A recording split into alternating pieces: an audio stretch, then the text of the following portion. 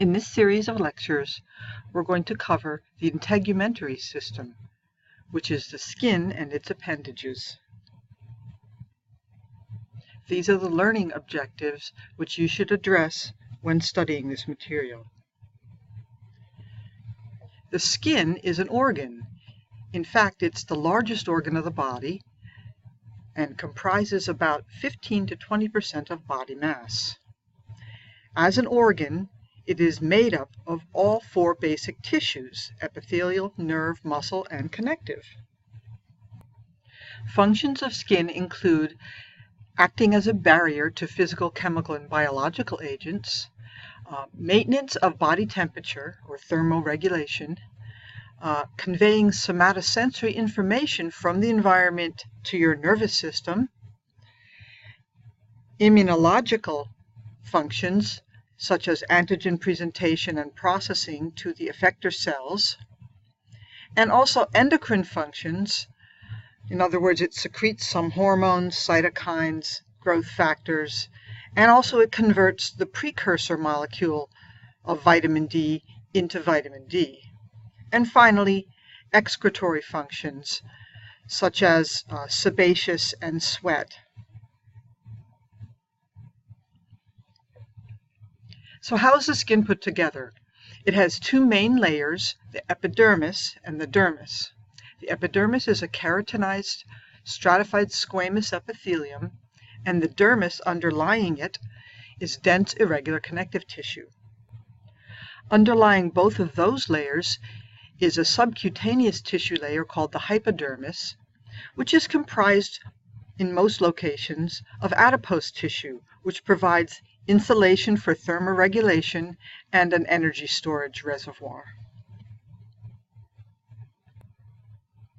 So that keratinized stratified squamous epithelium of the epidermis is continually turned over. In other words, new cells are always generated at the basal layer of this epidermal layer by mitosis, and they differentiate and move up through this epithelial layer and are sloughed off at the top, so it has continuous turnover. This tissue is derived from ectoderm, and like all epithelium is avascular. The main cell type here that makes up most of the volume of the epidermis is keratinocytes. These are cells that are filled with keratin intermediate filaments. Other cell types, such as melanocytes and Langerhans cells, are also present here. There are, in fact, other cells as well, but those are the three that we're going to discuss. I will talk about those other cell types in a few minutes. Underlying that epidermis, the dense, irregular connective tissue of the dermis provides mechanical support for the epidermis, and that is of mesodermal origin. Epidermal derivatives, or the appendages of skin, include structures such as hair and the hair follicles that generate the hair, glands such as sebaceous glands, and various types of sweat glands, which we're going to take a look at a little bit more detailed later on. And a lot of those structures penetrate deep through both of the layers of the skin into that hypodermis, and their basal aspects are actually located down in the fat layer. Skin has two histological subtypes, thick skin and thin skin. Thick skin is what you find on the palmar and plantar surfaces, in other words, the palms of your hands and the soles of your feet. This skin has a thicker epidermis, which is adapted for abrasion primarily by the thickening of the keratinized portion, or the top layer. It's hairless. The thin skin covers all the rest of the body surfaces, has hair and a much thinner epidermal layer and a thinner keratinized layer as well. Here's a comparative picture. These are not at exactly the same magnification, but pretty close. And you can see on the right side, the thick skin has an extremely thick epidermis layer in comparison to the thin skin.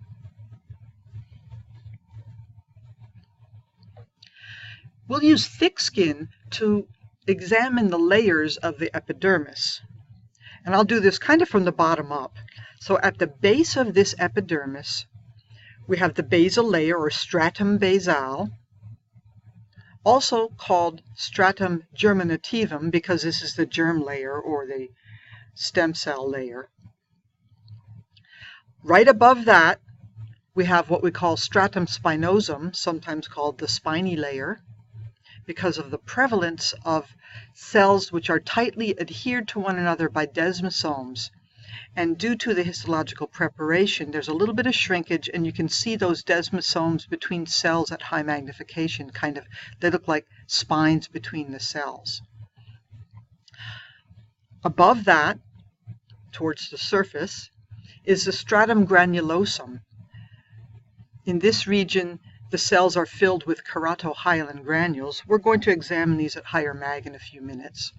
And above that is that stratum corneum, or cornified layer, or keratinized layer as it's often called, which in this particular preparation is quite thick.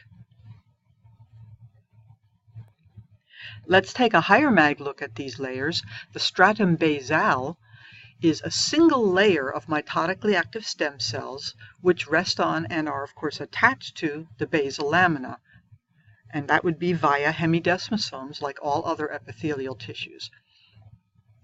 They give rise to the main cell type in the epidermis, the keratinocyte, as I stated earlier.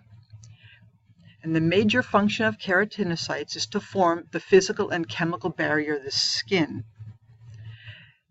So these cells are specialized for production of cytokeratin proteins. Those are intermediate filaments, organized in such a way that they bundle together into something called tonofilaments. So the basal layer of cells maintain an extensive junctional attachment to all of their neighbors via desmosomes and to the underlying layers, here the basal lamina, and then from there the connective tissue underneath it, via hemidesmosomes. The next layer, the stratum spinosum, can be a few layers thick to many layers thick, depending on the area of skin that you're examining. It's quite variable. But as you can see in this image, it appears that there are little spines or cytoplasmic processes between these keratinocytes, and that is actually the desmosomes. So you can see that each one of these cells has multiple desmosomes attaching it to all of its neighbors. So moving apically, the next layer is the stratum granulosum. This is a relatively thin layer, usually 3-5 layers of cells thick, and there's intense dark blue to purplish basophilic staining because of these granules of keratohyalin that are in the cytoplasm. They're being produced by these cells and stored here, and they contain numerous things other than keratohyalin. They contain filaggrin protein, which helps bundle that keratin filaments into those tonofilaments. Now, apical to the stratum granulosum is the stratum corneum. That's the most superficial layer. Again, as I said previously, the thickness can be quite large or quite narrow, depending on where you are in the skin and whether you're looking at thin or thick skin. These cells lack nuclei as well as their organelles. So part of the differentiation process of these keratinocytes is to undergo nuclear and organelle loss. That's similar to what you saw in the red blood cells. What remains is essentially bags of keratin filaments. What else happens is there's a waterproofing process that takes place in that stratum granulosum so that this water barrier is set up between the stratum granulosum and the stratum corneum. We're going to look at that in a little bit more detail in later portions of this lecture.